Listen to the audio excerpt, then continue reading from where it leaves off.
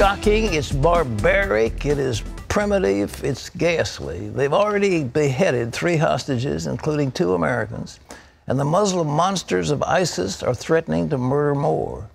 But what are their long-term goals?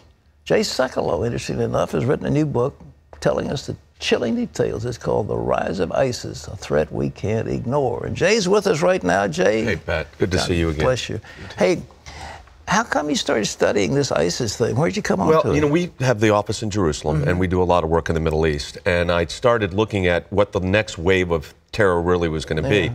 And we were at Oxford this summer and had this program dealing with terror groups. And the ISIS thing was just starting to get in the news. So we'd done a series of papers, me, Skip Ash, a number of us from our offices here. And we presented these papers. And by the end of the program, the entire topic discussion was on the extent and significance of what was then called, they were calling themselves the Islamic State now, was then called ISIS and ISIL, you'll hear. But we realized that this was a group that had the lethality that Al-Qaeda has never had, the troops that Al-Qaeda had never had, the landmass that Al-Qaeda never had, and the money. That Al-Qaeda had money, but not like this. They are operating, you know, the president wants to ignore the fact that he says, well, it's not a nation state. Well, in reality, they're operating like one. And the growth of it is so significant in such a relatively short time. And it was AQI, was Al-Qaeda in Iraq, was ISIS. And they were so brutal, Abu Bakr al-Baghdadi, that Osama bin Laden kicked him out. That's how bad this group is. And they are on the march, and we are in their sights. The United States is not immune from this. They have got agents everywhere. And as we've looked at it, we think that this is a threat that if we ignore, we're ignoring it at our own peril. What are their goals? What do they want to do? It's the establishment. I mean, he's done it in a sense, and that is the establishment of the caliphate. So Abu Bakr becomes Caliph Ibrahim. He changes the name initially from the Islamic State in Syria and Iraq to the Islamic State in Syria and the Levant. That's the greater Middle East. Now it's just the Islamic State. So it is the establishment of the caliph, the caliphate, and basically the application of Sharia under the banner. They said they're going to raise the flag of ISIS over the White House. They mean that. I mean, this is not something we can ignore. They mean it.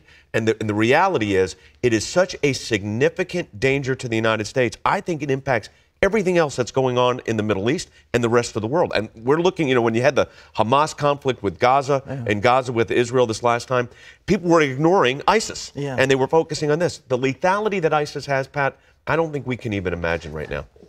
Why has the president been so cautious? He said we're going to degrade them and all this kind of stuff. You got to kill them, don't you? Because he thinks it's a manageable threat. And when we wrote Rise of ISIS, to deal with exactly that point, because the reality is 2 things the president said which are telling. Number 1, it's not Islamic. Tell that to Caliph Ibrahim that it's not Islamic, because he sure thinks it's Islamic. Okay, that's number 1. And so do the 31,000 fighters, number 1. Number 2, you can't manage this. You can't negotiate with this.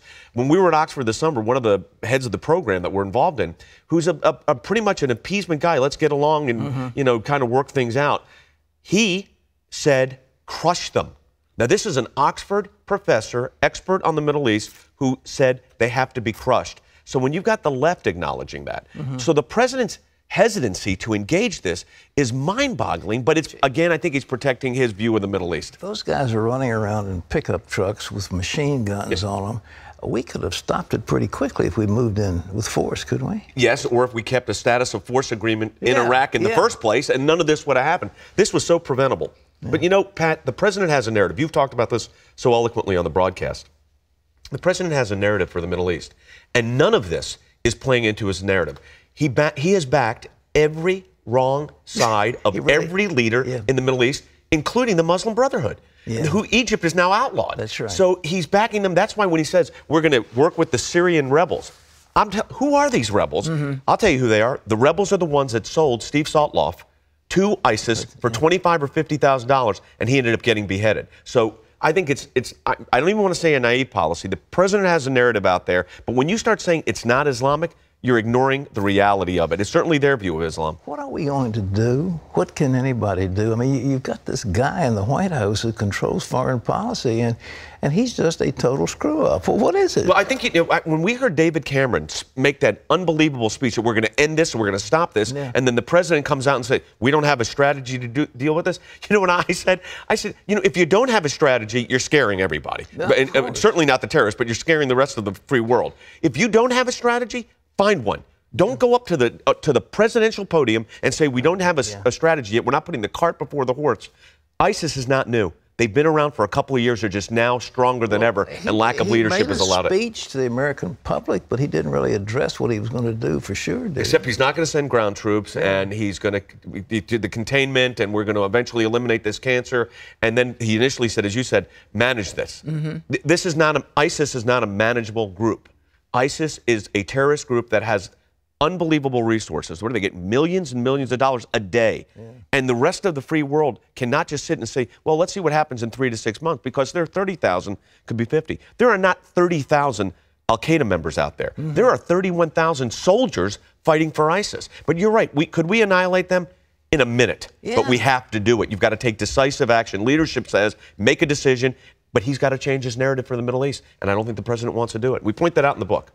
Well, I mean, American people, you feel paralyzed. What are we going to do? I think 3 things have to happen. Number 1, we really have to, you said it, Pat, we've got to decimate them. They have to be crushed. They have to be stopped. So we have to do everything we can, which means don't get the UN in there meddling in the middle of this. Let's not get sidetracked on issues that don't matter. This issue matters, crush them. So it's got to be singular focus, which this president has not been very good at. He doesn't like victory at war. Right, he does not. So he doesn't like war. Number 2, the narrative, he's got to change his narrative. His narrative didn't work. Change it, and that narrative is, this is a threat to eliminate. We know we have the military power to do it. We have to use it. And the president doesn't want to be a war president, but that's the leadership role. The mantle is passed to him. Act like a president, act like a commander-in-chief. If he's got the Levant, he's going to try to take over Jordan, Israel, of course, Iraq, Egypt. He'll want the whole thing. Right. He wants march right into Saudi Arabia, too. And they're playing both sides against every side of this. So, and that has to stop also. That's another one of the things that we can do. Our allies in the region, Qatar, really, if they're an ally, stop funding ISIS. Saudi Arabia, stop funding these groups. They can do it. It's going to take American leadership. We don't have that right now, but we're going to have to insist on it. Well, this will shock you, ladies and gentlemen. Maybe it won't shock you, but at least it'll give you something to talk about. It's the rise of ISIS, and this is available on CBN.com. It's available on Amazon and wherever books are sold. Barnes & Noble and Apple iBooks. I hope it does well. God bless you. Thank you, Pat.